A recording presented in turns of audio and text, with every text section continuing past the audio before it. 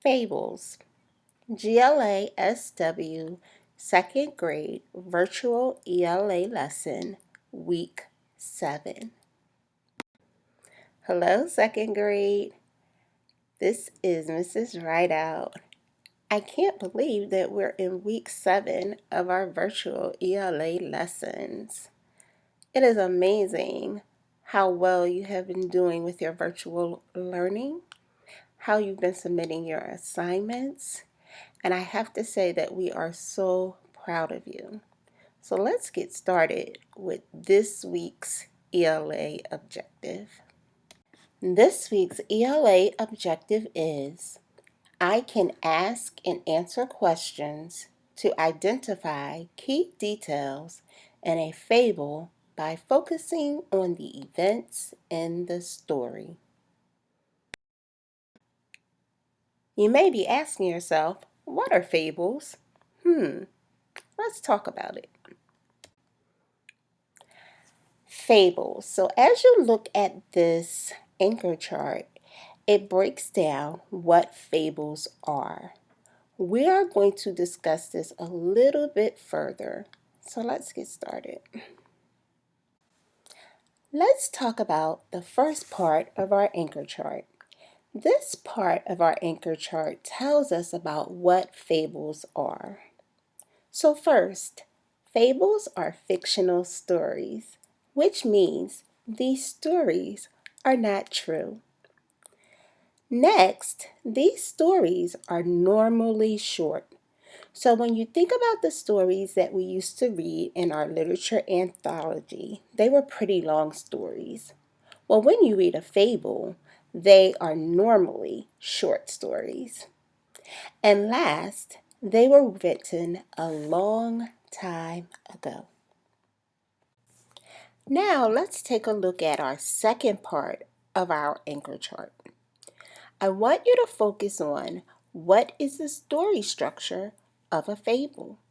So remember, when we're talking about story structure, we should be focusing on the characters, the setting, the problem, the key details about the problem, and the solution of a story. So if we look at this part of our anchor chart, it tells you that the characters in a fable are usually animals that act like humans. The setting is typically outside, and the story teaches a moral lesson. Let's do an example together. So the title of this fable is The Ant and the Grasshopper. I wonder what the moral lesson of this fable will be. Well, let's find out. You can read along silently as I read The Ant and the Grasshopper. In a field one summer's day, a grasshopper was hopping about, chirping and singing to its heart's content. An ant passed by, bearing along with great toil an ear of corn he was taking to the nest.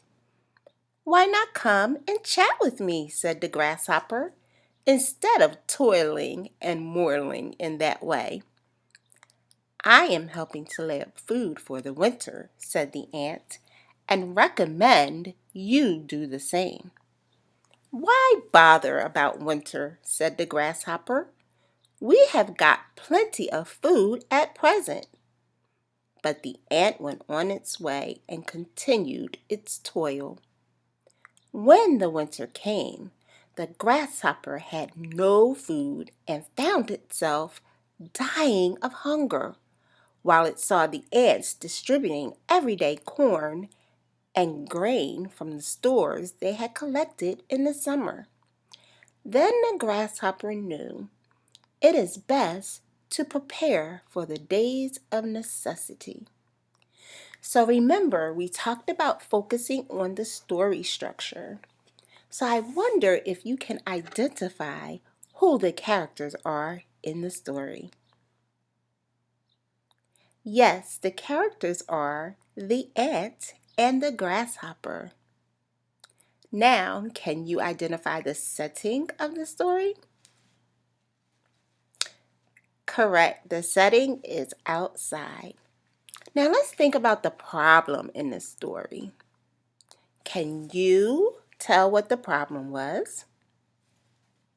Yes, the problem was that the grasshopper, he didn't want to store up any food for the winter. He just wanted to chirp and sing and talk to the ant.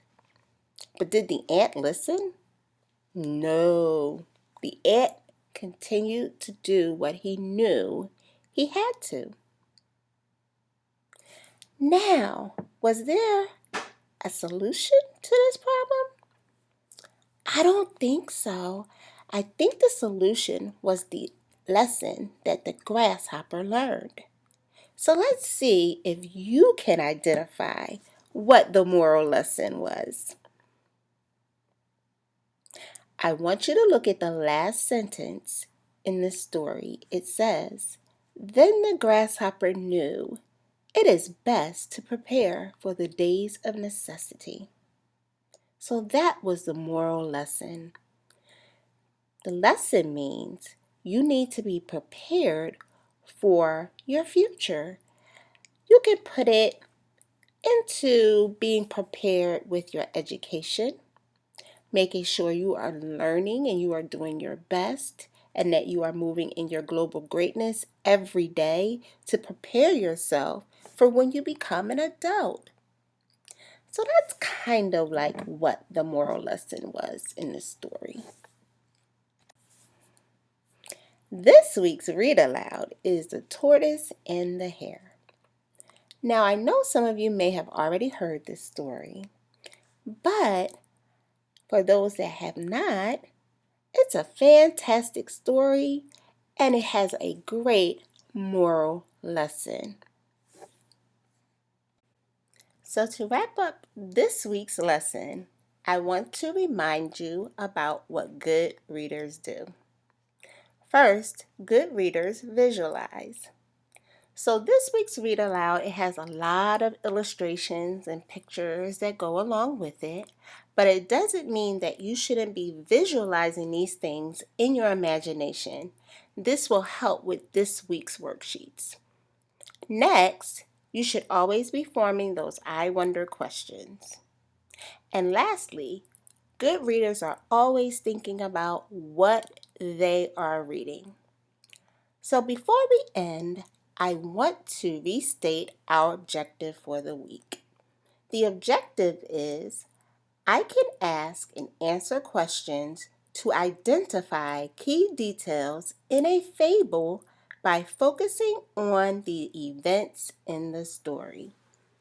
So remember, a fable has characters who are usually animals. The setting is normally outside. And all fables have a moral lesson that they're trying to teach. So if you focus on all of those things, I think you'll be okay with this week's worksheets and assignments. I hope you enjoyed this week's read aloud. I had fun doing this video for you. And until our next video, have a great week on purpose. Bye-bye.